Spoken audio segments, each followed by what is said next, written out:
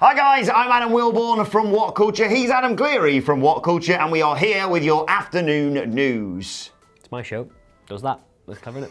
Very good. Right, coming up, big story to tell you about with Ronda Rousey, and Killer Cross has been released. But let's start with Eric Bischoff, who's confirmed that shoot season is still open. Shoot season never closes, baby. By shooting a little bit on AEW and their decline in viewership. He was on a recent episode of Wrestling Inc.'s Weekly. Is that what we're going for? Weekly podcast. Why not? And he was discussing AEW and NXT. On the one hand, he was slightly complimentary about them, saying that they're doing he was fair and balanced. well. He was fair and balanced, but the other side of his fairness was also pew pew. Exactly. He said AEW's talent is very popular on the indie scene, strong on social media, but I underestimated that substantially. Sorry, is this your Bischoff? Yes. I can't really do it. What is a Bischoff? I'm not very good at it. Let's carry on. I don't know why he's sort of an English gent when I do it. I underestimated that substantially when they came in at 1.4 million on their premiere episode. AEW far exceeded expectations when it comes to that. However, he went on to talk about the subsequent ratings decline, which essentially we all anticipated. We didn't think they were going to stick at 1.4. He said, I don't mean this to be critical. Cue criticism. Yes. My dad always used to say, it doesn't matter up until the point where you say but. If anyone ever says that, I don't mean that, it's usually, I don't mean this to be racist, and then this is incredibly racist. Yes, exactly. But if you look at NXT and AEW... Eric Bischoff's not I'm not saying that. Yes. Both of these shows are delivering numbers that were embarrassing to TNA a couple of years ago. I don't know how you can look at those numbers and not be concerned. In the TV industry, if you're not building your audience, you're killing your audience. You're either growing or dying. But despite all that, he was very complimentary, as I mentioned, about NXT and AEW, although he does think that AEW's product beats NXT's hands down. Salty. There we go. It's madness, this, isn't it? It is madness. Nobody expected it to stay at over 1.4 million after the first week. We're delighted when the overall viewership figure for NXT and AEW does around 1.5 million. Please God, if I can have one wish, 2 million in 2020. Look, as he is balancing what he's saying here, he's quite complimentary on the one hand, but to then go after, it's in TNA. Back in TNA, you remember that highly successful wrestling company I was involved in. We would have been embarrassed to be posting these numbers.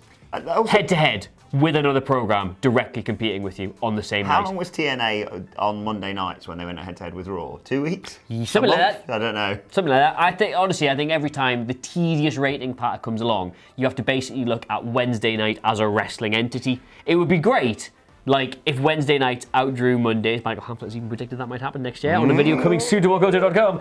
But it would be great if, it was, we've got as many people watching on a Monday as watched on a Wednesday as watched on a Friday. Whatever promotion they're watching doesn't really matter. It's just wrestling fans watching wrestling on television. And as paid AEW shills as we are, we should point out the fact... Hashtag on Thursdays we wear yellow, mate. As a paid AEW shill, I should point out that I think TNT were expecting numbers around sort of 500,000-600,000. So in theory, AEW are exceeding expectations for their network. Yes, and to be fair, WWE had no expectations for NXT beyond just take some viewers off AEW. So everybody's doing really well. And more importantly, stop this. More importantly than all this, I realise that at the end of the day, the bottom line is the most important.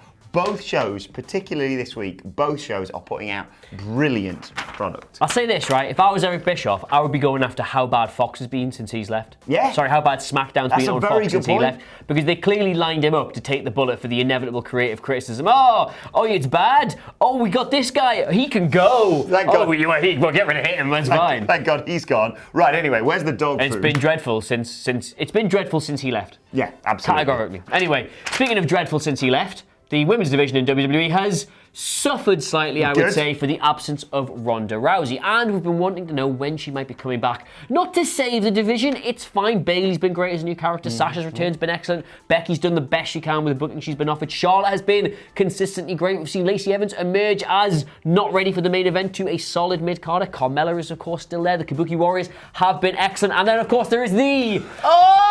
got it! And Dana Brooke, but it gets on and on and on and on and on. And we've been waiting to see when Ronda Rousey will be coming back. Now, of course, she left after WrestleMania, Adam Wilborn. And in an interview with Give Me Sports, Stephanie McMahon, you might remember her, she was involved in the McMahon-Helmsley storyline from the turn of the millennium. I don't know what she's doing now, but she's still involved with the company. She said that the plan is to get Ronda Rousey back in WWE, although she is not sure when, but that can be taken to mean the talks have been taking place between, and we know she will be coming back. Now, initially, I think I'm right in saying this. She signed a 3-year deal, which she initially signed, and she did 1 full year on the roster. And obviously there's break clauses. They knew she was going to be around for a very short run. They decided to bring her in at WrestleMania and take her out again at WrestleMania. And she went, of course, on her impregnation vacation. But I guess she must have pulled out of that if she's free to wrestle now. Ronda Rousey back. Good? Absolutely. Oh, I don't know when. I don't know. I've been holding the entire wrong piece of paper all the way through that. Do you know what intrigues me most? Is the potential for Ronda Rousey to come back around sort of SummerSlam. Because I think the women's division, certainly on the Raw side of things, is absolutely fine. If you have Shayna Baszler... Ronda on SmackDown would be brilliant. Yeah, and if you had Shayna win the Rumble and go after Becky and build that towards WrestleMania, can you imagine if Ronda came along, murdered everyone on SmackDown, and then at Survivor Series you get Shayna Baszler versus Ronda Rousey, or of course the whole 4 horsewomen. And of course, don't forget the last time they did 2 former MMA stars in a wrestling ring was the 5-star classic of Brock Lesnar versus Cain Velasquez. So it's a shoot fight. Yeah, we always want these firsts. We want these firsts for women's wrestling, don't we? So we should get our first former all MMA bout. That's absolute dross. Yeah, exactly. Can't wait. I'm excited. Let us know when you want to see Ronda Rousey back. Citizens aside, I really want Ronda back. Ronda was the MVP of last year. Unquestionably. Let us know about that in the comment section below. Let's update you on the situation with Killer Cross, because according to Ryan Satting, writing for Pro Wrestling Sheet, Killer Cross has been released by Impact Wrestling. They've finally come to an agreement. We've reported on this story quite a lot recently. He's not going to be burdened with a non-compete clause. He's going to be allowed to wrestle elsewhere with immediate effect. Now, of course, he's been trying to escape his contract since the company refused his petition for a raise earlier this year. They said, rather than increasing your income, why don't you just get a second job? Which is... wow, okay. We did report on this at the time, and it sounded like from both... You could sort of understand where both sides were coming from in this. He wasn't happy with some of the booking he was getting and wasn't happy with his position in the company, and they were like, well, come on, my friend. You're not EC3, are you? So it just... it didn't work. It seemed like best for all involved that they just part company. So that they are doing that and allowing him to go wherever he wants immediately is...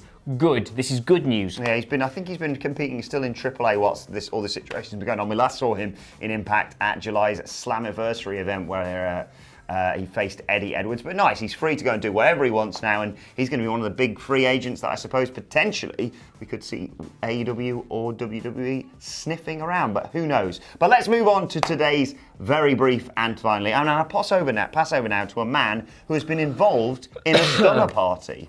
So if you don't know, a stunner party is if you are ending a show, a live wrestling show, where you think the crowd will be not thrilled by the result. What you do is, once the cameras have stopped rolling, you do something fun so they've enjoyed their evening and they all go home with smiles on their faces. And the easiest route to do this is known as a stunner party, whereby all the heels get in the ring and then all the faces and some special guests come out and deliver stone cold stunners to huge cheers from the audience, because we all know the stone cold stunner is the greatest finisher ever and everyone can do one, except for this man. Get him, Tony! You can drink! Stunner! Get stunner! Thank you! Oh!